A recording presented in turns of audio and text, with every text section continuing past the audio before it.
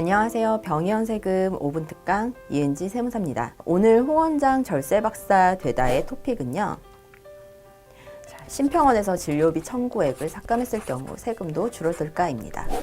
심평원의 진료비 청구 삭감이라는 뜻이 이제 어떤 뜻이냐면요. 의사가 진료 행위를 했을 때 용역의 제공을 하는 것이거든요. 그러면 세법에서는 이 용역의 제공 의 매출 인식 시기를 용역의 제공이 완료됐거나 아니면은 우리가 용역에 대한 대가를 지급받을 때 둘 중 빠른 날을 매출 인식 시기로 정하고 있어요.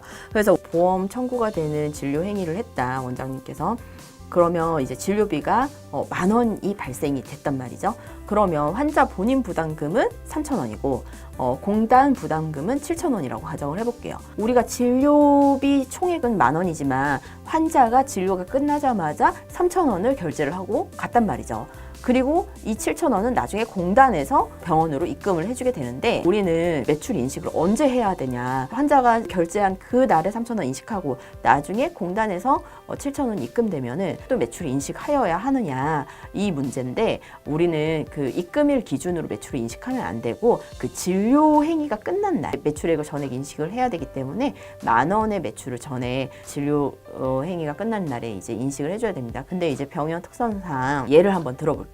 연말에 이제 진료 행위를 했어요. 우리가 한 달치 이제 다 진료한 거를 통틀어서 보통 말일날에 보험 청구를 한단 말이죠.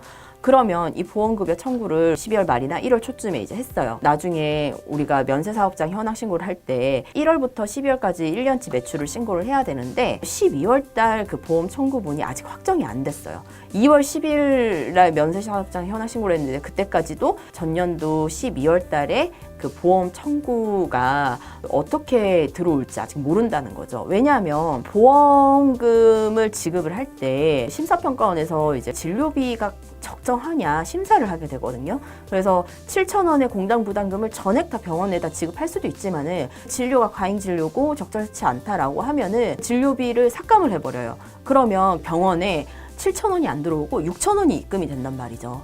그러면 우리 매출은 10,000원을 인식해야 될 게 아니라 삭감된 부분을 반영을 하고 매출 인식을 해줘야 돼요. 근데 면세사업장 현황 신고할 때까지 아직 보험급여 청구한 게 삭감이 됐는지 안 됐는지 확정이 안 됐어요. 그러면은 우리는 면세사업장 현황 신고할 때 어떻게 해야 되느냐. 일단 12월 달에 보험 청구한 그 금액 7,000원 전액을 다 매출로 인식을 해서 면세사업장 현황 신고를 해줍니다. 그리고 나서 2018년 한 3월쯤에 삭감이 됐다고 가정을 해볼게요. 7,000원이 안 들어오고 6,000원이 들어왔어요. 그럼 1,000원이 삭감이 됐어요. 그러면 우리가 면세사업장 현황 신고했던 그 매출액이 이제 달라지게 되겠죠. 그래서 우리가 면세사업장 현황 신고를 또 수정 신고를 해주고 종합소득세 신고 5월 달에 할 때 면세사업장 현황 신고의 매출액과 종합소득세 신고할 때 그 매출액을 또 일치를 시켜줘야 나중에 세무서에서 또 뭐 소명하라는 얘기가 안 나오니까 우리가 매출을 좀 수정을 해주면 되고요. 만약에 보험 청구 7,000원이 3월 달에 전액 다 입금이 됐어요. 근데 5월 달에 소득세 신고 다 끝나고 18년도 1월부터 다시 이제 매출 다 열심히 짓게 하고 있는데 갑자기 2018년 8월 달에 보험급여가 환수가 일어나게 되는 거예요. 그렇게 되면은 공단 부담금을 받았다가 그걸 다시 공단한테 토해내야 되는데 이 매출에 대해서 소득세 다 냈는데 우리 소득세도 줄여줘야 될 거 아니에요. 그러면은 이 매출 차감 인식을 17년도에 해줘야 되냐 18년도에 해줘야 되냐 문제가 또 발생하게 돼요. 고민이 되죠. 그러면 이때는 매출의 인식을 언제 하냐면 2017년도에 발생한 매출에 대한 환입이 일어난 거기 때문에 2018년도 귀속의 매출에서 이제 차감을 하시면 됩니다.